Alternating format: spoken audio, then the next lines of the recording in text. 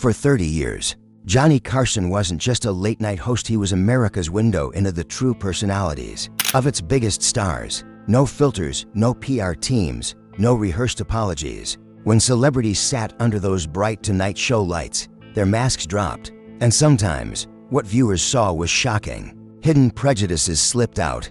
Old Hollywood attitudes collided with a country fighting to change. And in those unscripted moments, legends revealed sides of themselves the world was never supposed to see. But some guests didn't just slip, they exposed something far darker. Some of the biggest stars in entertainment history walked onto Carson's stage carrying beliefs rooted in racism, entitlement, and outdated views that stunned both Carson and America watching at home. Tonight, we're pulling back that curtain, because these aren't rumors. These are on-air moments. This is the 7 most racist guests Johnny Carson ever had, and the truth is stronger than the myth. Let's start with first name. Few figures embodied American mythology more than John Wayne, the on-screen cowboy who symbolized rugged independence, masculine confidence, and an old-fashioned idea of American identity. But that heroic image shattered in 1971 when Wayne gave a now infamous interview to Playboy, where he openly expressed racist beliefs. He didn't dance around his views, he declared them outright, including his belief in white supremacy and his defense of European colonizers taking land from Native Americans. The world was stunned, and so was Carson. Though John Wayne continued appearing on The Tonight Show, something had changed. The warm chemistry of earlier interviews cooled. Carson treated him respectfully, but the easy camaraderie was gone. No confrontation, no lectures, just a subtle emotional distance. A reflection of a host who knew the world was changing even when some of his guests refused to. Wayne remained an American hero to millions, but the contradiction between his on-screen morality and his real-life beliefs became impossible to ignore. One of the most beloved comedians ever to sit across from Carson was Bob Hope, a man whose legacy stretched from vaudeville to radio to television, and whose patriotic performances for troops made him a national treasure.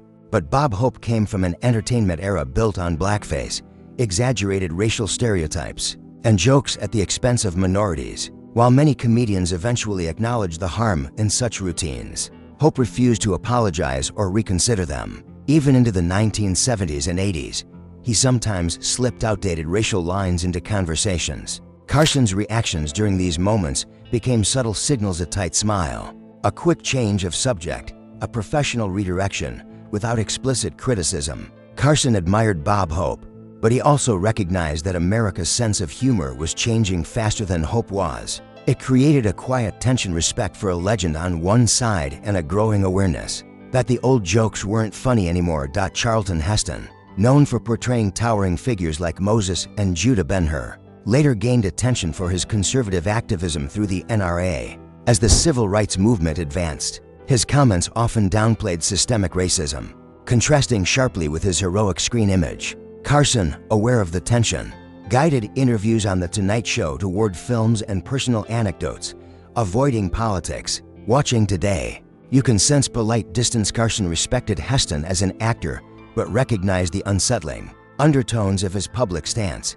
If there was one guest who pushed boundaries more than anyone else, it was Don Rickles, the king of insult comedy. His entire persona was built on fearless, rapid-fire jokes aimed at everyone: politicians, celebrities, strangers, and especially racial and ethnic groups. He hurled slurs, stereotypes, and shocking lines with total abandon, yet somehow maintained friendships with many of the performers he roasted, including Sammy Davis Jr. Carson genuinely liked Don Rickles, and that friendship made Rickles a unique challenge. There were nights when Carson laughed along with him and nights when you could see him wince, knowing Rickles was towing a line network executives increasingly worried about. Carson even warned producers that if Rickles crossed a certain limit again, they would immediately cut to commercial. Another complex figure to appear on the show was Burt Reynolds, the charismatic heartthrob whose humor and charm made him one of Carson's favorite recurring guests. But Reynolds, raised in the segregated South, occasionally slipped into racially insensitive jokes, particularly regarding Native Americans during a 1978 appearance. That segment triggered hundreds of viewer complaints, an enormous number for a pre-internet era, when feedback required writing a physical letter. Carson responded decisively, but quietly. He had the segment removed from reruns for years. No public shaming, No harsh commentary, just a choice that protected viewers and acknowledged the problem without destroying the relationship. Reynolds wasn't malicious, but his blind spots were clear, and Carson chose to handle them with behind-the-scenes firmness rather than on-air confrontation. The legendary comedian Red Skelton brought another kind of challenge. A titan from the earliest days of American entertainment, Skelton grew up in an era where blackface, minstrel acts, and racial caricatures were standard comedic tools. Unlike others who adapted, Red Skelton defended those traditions even into the 1980s. He criticized networks for becoming desensitive and spoke resentfully about the loss of comedic freedom. Carson respected Skelton deeply. He had watched him growing up, but you could sense the discomfort. When Skelton's outdated views surfaced, audiences reacted with polite but noticeably weaker laughter. Carson would gently pivot, trying to honor Skelton's monumental contributions while quietly guiding him away from territory that no longer belonged on national television. Perhaps the most unapologetically outdated of all was Buddy Hackett, a comedian who clung fiercely to the old style of racial humor. Hackett refused to evolve, delivering the same racially charged accents and slur-ridden jokes he had told in nightclubs decades earlier. Eventually, his material sparked enough concern that Carson did something rare. He banned one of Hackett's routines from ever airing again. He still welcomed Hackett as a guest, but the message was clear: certain parts of the past would no longer be tolerated on The Tonight Show. It symbolized a broader cultural moment.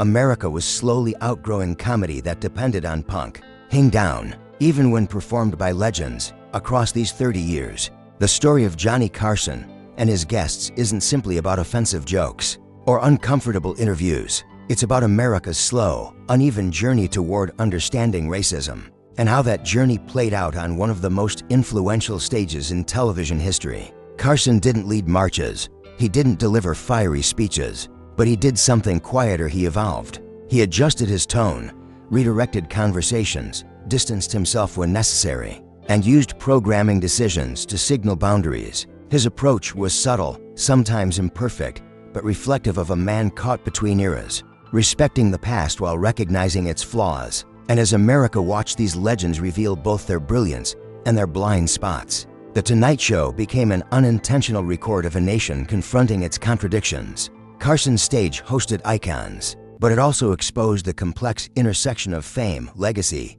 and prejudice. When he signed off in 1992, he left behind more than laughter. He left a cultural archive of America learning, stumbling, and slowly changing. The world has moved on, standards have shifted, and the conversations once avoided are now demanded. Yet the story of how Johnny Carson navigated these moments remains a powerful reminder. Even in entertainment, history is always unfolding in real time. Like, share, and subscribe for more videos. Thanks for watching.